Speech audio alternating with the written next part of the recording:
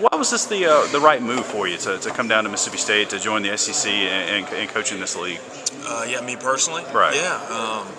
Well, it's funny. My mom is from Louisville, Mississippi. Wow. And so I grew up in Dallas, but some of my crazy family members, they're still here, and so that was intriguing and awesome, and getting closer and being closer to Texas, but just being close with Coach Leach. You know what I mean? My first job ever as a coach was for him, just as a volunteer, and so being able to run this offense down here and be a part of it with him, I mean, can't pass that up, to be perfectly honest.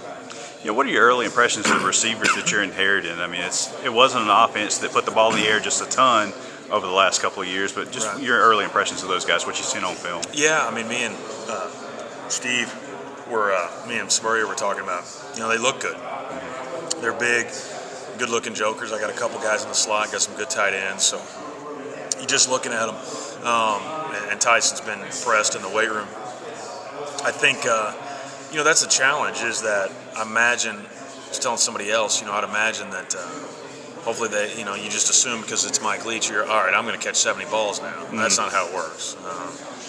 We grind, we work hard. It's not just, I'm going to show up and, have just so much fun catching 5 touchdowns. And so, and it'll be a process, and they understand that. So far, it seems like they're good kids and they're eager. I think they're excited, especially the skill guys. I mean, they should be, including the running back. He'll touch it more than anybody. So, no, it's been good so far. Inheriting or picking up a guy like Rufus Harvey here, a local guy, just how does he fit into your scheme? What did you like about him on film? Yeah, I tell you, I really enjoyed the tape. I thought he was explosive and had good ball skills.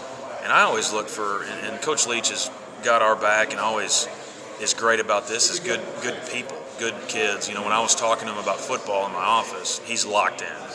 A lot of kids nowadays are on their phone and, whatever. And that's important. Like, it's got to be really important. You got to be tough and you got to be a good kid. And so those things are as, obviously you got to be able to play, but those are important to me for success. Usually kids that play as true freshmen, it's usually not your most talented guys. It's guys that are mature, that can handle going to class, all those things that it takes. Staying awake in a meeting, you might have never been in a meeting for an hour with film. So anyway, to me, he seems like it's a good starting point, and we'll see here in the fall. How do you decide which guys are going to be outside receivers, which guys are going to be your inside guys? Yeah, I mean, it probably initially starts off with kind of how they look and a little bit of their skill set. I'd imagine we probably will end up moving some guys after the spring, maybe after 5 to 7 practices, if it's an obvious thing, but I'm just not sure yet. My guys were all tiny at Washington State. Steve's guys were all pretty big. That's the way it worked out. It doesn't have to be that way, but we'll kind of each position has a little bit of a different deal based off some of the routes. So I think we'll figure that out as we go too. How much of it's maybe a Joel Coleman, by the way, stopping down the news. Yeah. Probably a dumb question, but how much of a give and take and discussion is it with you and Steve to get all this worked out as 2 receiver coaches? Yeah, a ton. You know what I mean? We have a really good relationship. It's funny. I worked with 3 different receiver coaches at Washington State, and so, but no, all good guys, and so it's always unique.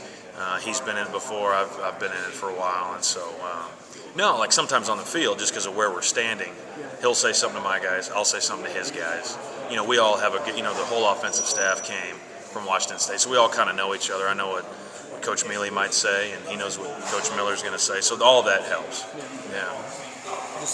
He was talking too about how you guys are so internally focused. Like, y'all spend a lot of time. The film is like evaluating yourself more so than an opponent. Sure.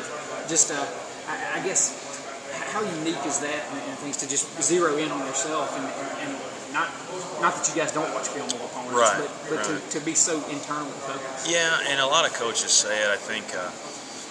Hey, let's worry about us. We're worried about us, and we try to do that pretty good. I mean, we can control what we can control, and we're not an offense where, all right, this coverage absolutely takes away this play, and so that's kind of that helps with that theme of like, look, I think we can, if we do it right, we can run this route and throw it here because we've just gotten so good at it. So that's definitely part of it, and then just control what you can control. Coach has a phrase that says, "Be your own leader."